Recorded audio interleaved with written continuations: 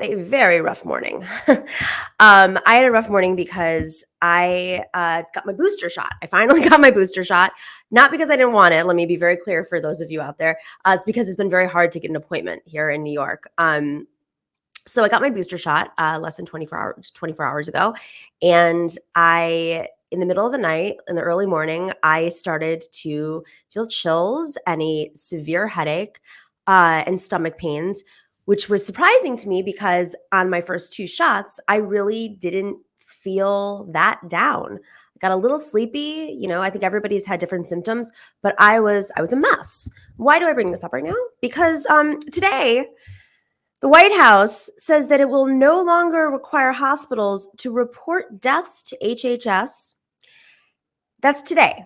Now, as of right now, as of February 1st, yesterday, there were 3,579 deaths, the 7-day average of 2,669, pretty much nearing the peak, almost nearing the peak of where we were in November of last year, November 26th, when Omicron started to spread. There are 890,000 deaths that have occurred in the United States alone and 75.3 million cases in the United States alone. What is the logic here, Biden administration? I mean, really, what is the logic? This is the kind of thing that I don't understand about their public health communication. We have a problem. We have misinformation that's being spread. We have folks who still don't trust the government and they don't think there's the clear message, and they point their fingers at Dr. Fauci and they think he's evil because, we got you in a lie. Well, what lie? No, it's public health. Things change. He's a scientist, essentially. He's a doctor who has been studying, he's been studying viral. He was at the forefront of the AIDS epidemic in the 80s. This is somebody who's been doing this. If he's not the best, he's one of the best in the world, epidemiologists. So obviously this is about a group of people who don't want to be controlled, who don't want to be told what to do, who don't trust the government for many reasons, who don't trust the pharmaceutical industries for many understandable reasons. But at the end of the day, the facts are out. And so this becomes a point where how do you communicate the facts and how do you motivate and really make sure that people are doing what's right? Well, not declaring the deaths in a hospital to Health and Human Services? What is that about? I'm genuinely hoping that is not so Biden doesn't have to deal with negative press. It's that he doesn't have to deal with the Republicans saying, well, gee, it's just as many deaths. No, there's more deaths under Biden than there were under Trump. So gotcha. Look at you, Dr. Fauci. Of course, that's what the Republicans are already doing. They're already doing that.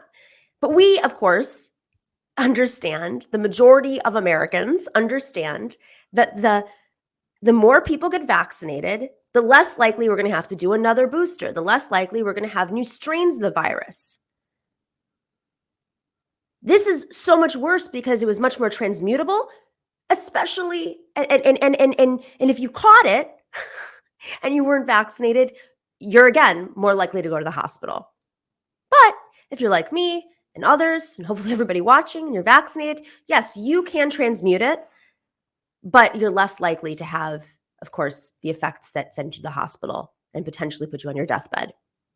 I have a very good friend of mine. She's, of course, vaccinated and believes in the science. Her own brother was on his deathbed, young guy, was on his deathbed up until 2 weeks ago. He was just pulled off an IV a few days ago. He has children.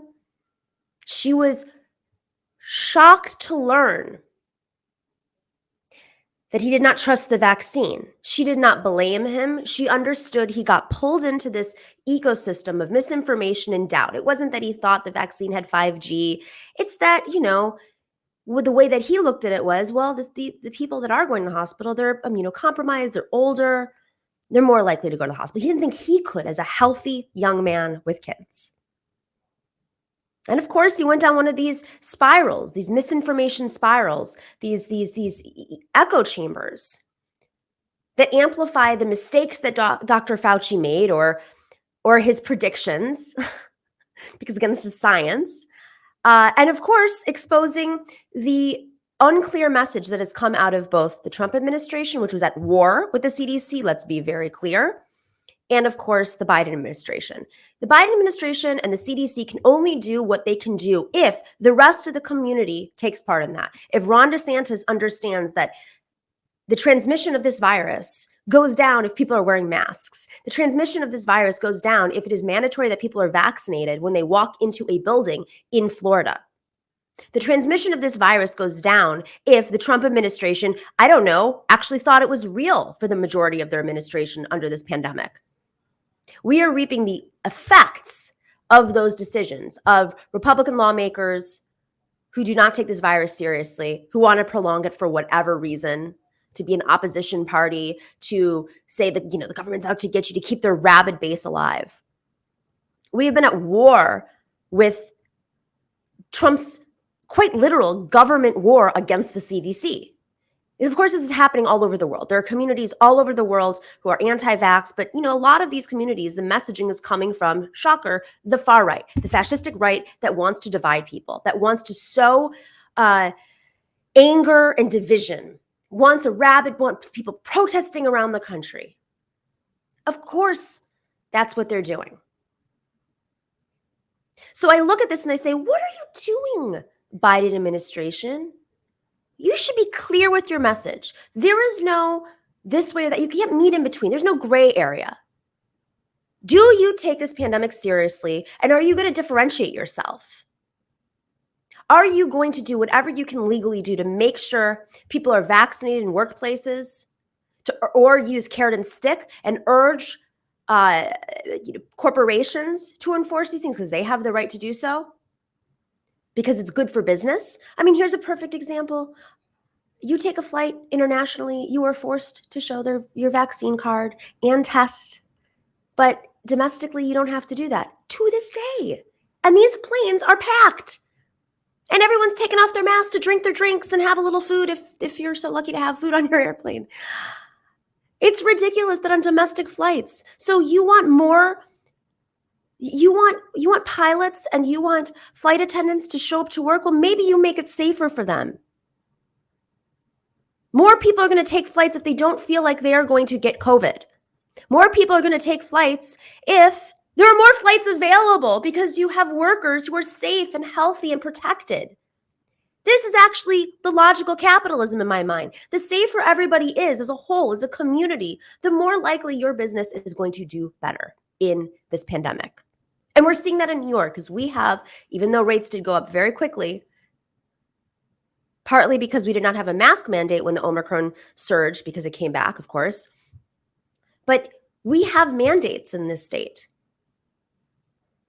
And of course, the people who are making it to the hospital are those who are not taking those mandates seriously, who are not vaccinated, who don't wear masks,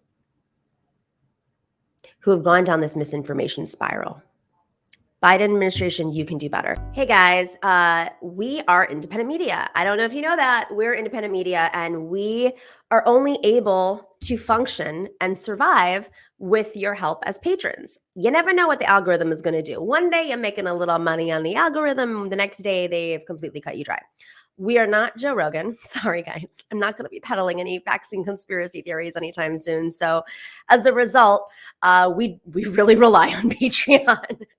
So if you are not already and you love this show and you have a little bit of extra money and you're willing to be part of our Patreon community, we can do more. We can have a lot more fun. In fact, in the next month or so, we're going to be announcing some new things that patrons will exclusively get. And trust me, they are fun. Go to patreon.com/The Nomiki Show. If you're already a patron, thank you so much. You make this show run. If you are already a patron and want to up it, we're always grateful. And sometimes, if you're able to do so, that's able to cover folks who can no longer afford to be patrons or having a tough time right now. And if you are, please email us at thenomikishow@gmail.com. We're always working things out. Got lots of different options here. You get mugs, you get bags, you get stickers, all sorts of swag, and of course, special events and conversations, exclusive conversations. All you have to do is go to patreon.com/The Nomiki Show.